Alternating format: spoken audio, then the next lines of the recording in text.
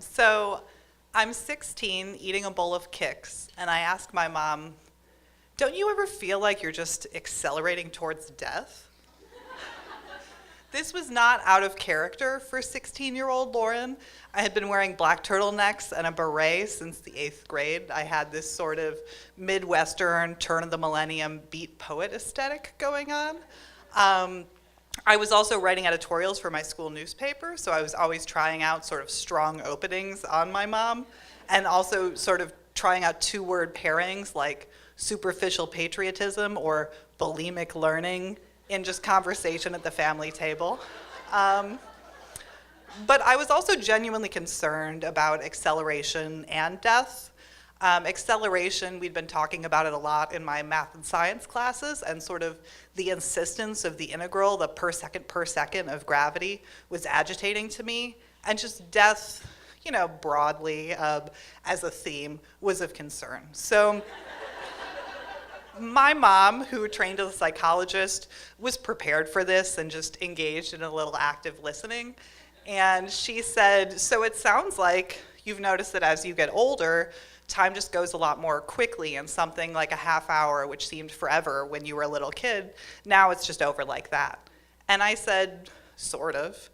And she said, sure, I feel that way sometimes, which is shocking. My mother just admitting in conversation that sometimes she feels like she's accelerating towards death. And she says, but what you haven't accounted for is the density of experience. And I say, what does that mean?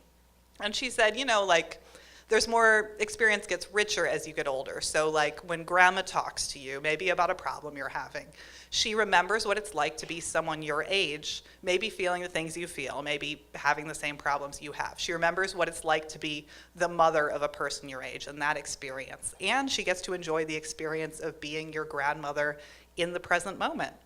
And I say, density of experience. And I sort of picture the slow spiral of a snail's shell.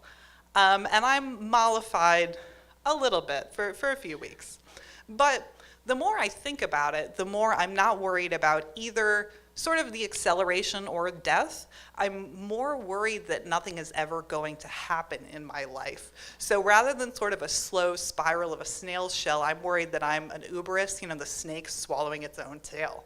So at the dinner table, but not during dinner, I think we're drinking sleepy time tea together, I try to explain this to my mom.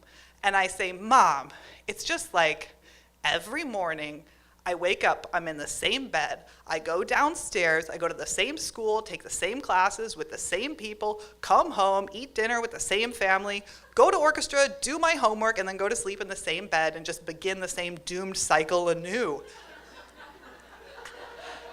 And Mom says, why don't you sleep on the couch?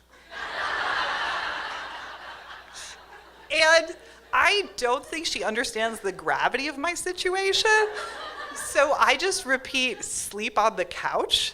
And she says, sure, it's one thing you can change tonight.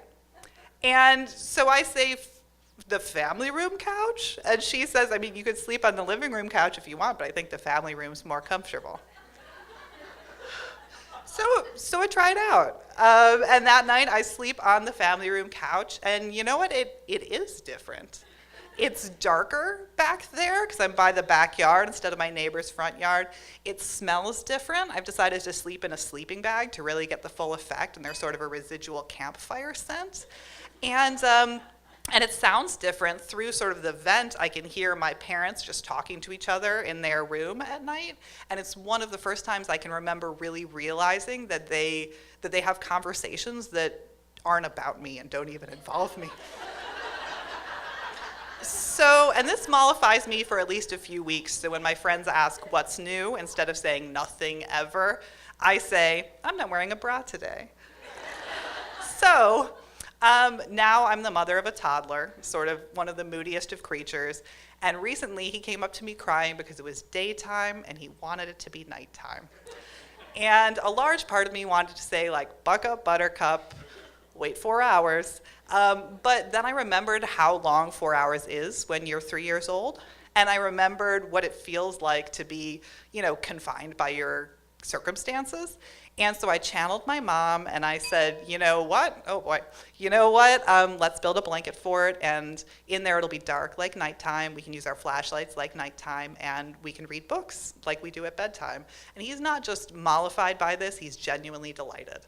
And when I called my mom that evening, I was sure to tell her about it to add another layer of density to the experience.